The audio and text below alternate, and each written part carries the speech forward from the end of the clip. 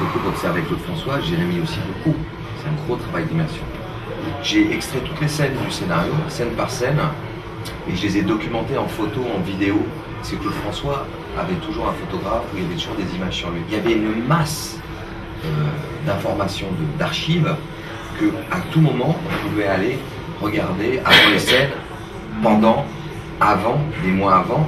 Tout ça, c'était nourri. Donc on était arrivé à un truc formidable. En plus, tous les matins, Jérémy, je lui proposais des vidéos qui correspondaient aux scènes qu'il allait jouer, pour que, hop, il puisse se connecter avec Claude François.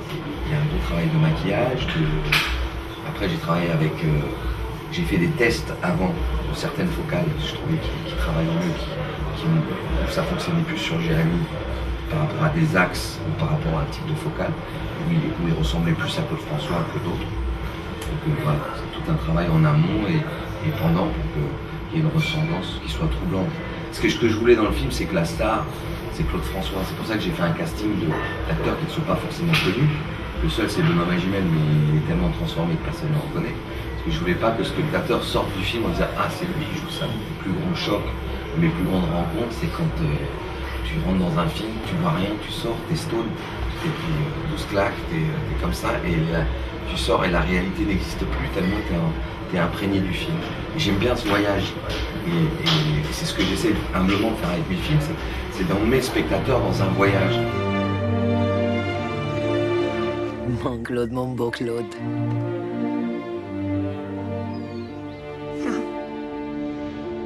Je m'appelle Claude François. Vous verrez, un jour je ferai un disque. Je ne veux pas d'un fils saltimbanque. Et demain, tu quittes la maison. J'attendrai pas si longtemps. Vous croyez vraiment que c'est ce genre de musique que les jeunes de votre âge écoutent? Je te jure, il a un truc avec le public. 1, 2, 3 et 4.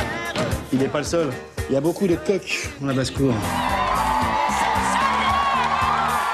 Je veux l'adapter en français. Si moi je chante ça, je te fais un disque d'or. Claude François il a une voix très particulière.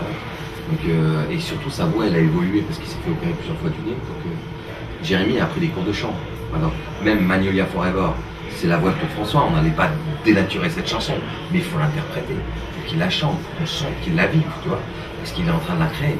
Donc ça c'est pas Jérémy. C'est Jérémy qui chante, c'est la voix de Claude François. Par contre, on n'avait aucune trace des lives. Les lives étaient... on pouvait pas les... donc on était à chercher les musiciens de Claude François et on a refait les lives avec des sosies vocaux en fonction des chansons, il y en avait 3. Et ce qu'on a fait aussi sur scène, c'est qu'on a laissé toujours un micro ouvert, Jérémy, comme il les chantait. Des fois, sur des relances de souffle, sur des attaques de mots, on pouvait s'amuser à utiliser la voix de Jérémy et glisser le sosie vocal, pour que l'illusion soit pas faite. Après, c'est vrai que sur la voix, Jérémy il a fait un travail, il a monté sa voix d'un cran, et puis il a été, il a complètement incarné, tu vois, il est tellement vu, le débit qu'il avait, la précision qu'il mettait dans les mots, on a eu accès aux multipistes grâce aux enfants. Donc j'avais, par exemple Manuela Forever, j'ai tous les éléments séparés. J'ai la voix de Claude François, j'ai les cordes, j'ai les percussions, donc je pouvais aussi la spatialiser pour le cinéma. Parce que là on l'a fait péter, si tu veux. On a mis des cordes sur les arrières, on a mis des kicks dans le sol, tu vois, on a fait un vrai boulot sur la musique pour le cinéma. Je vais vous étonner.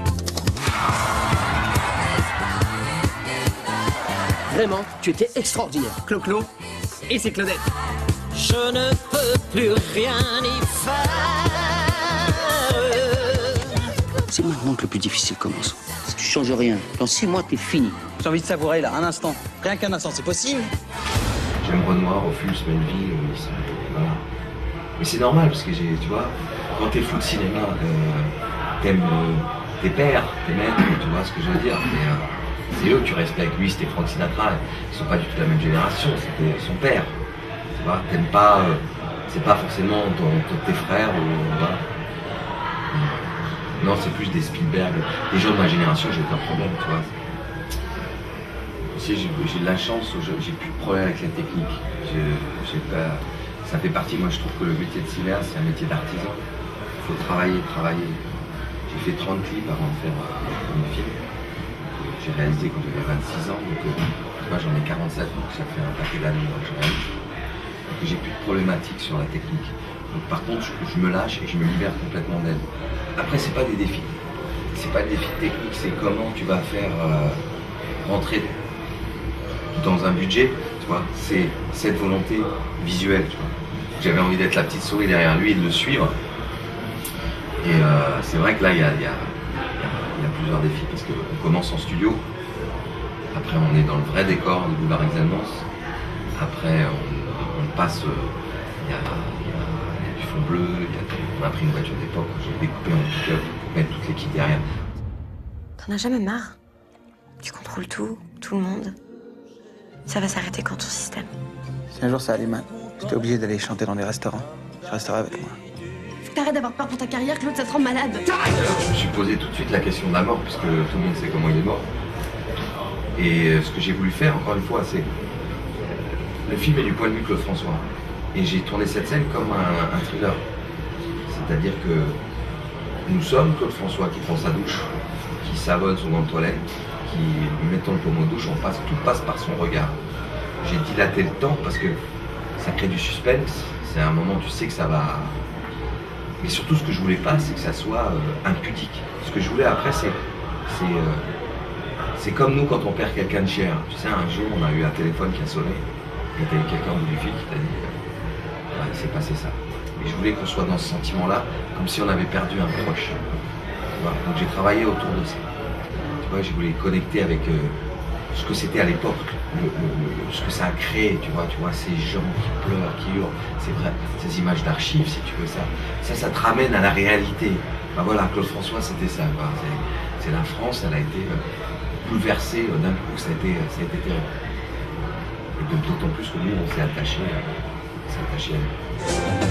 Comme d'habitude, toute la journée, je vais jouer à faire. T'es cinglé, tu sais. Moi, je suis cinglé.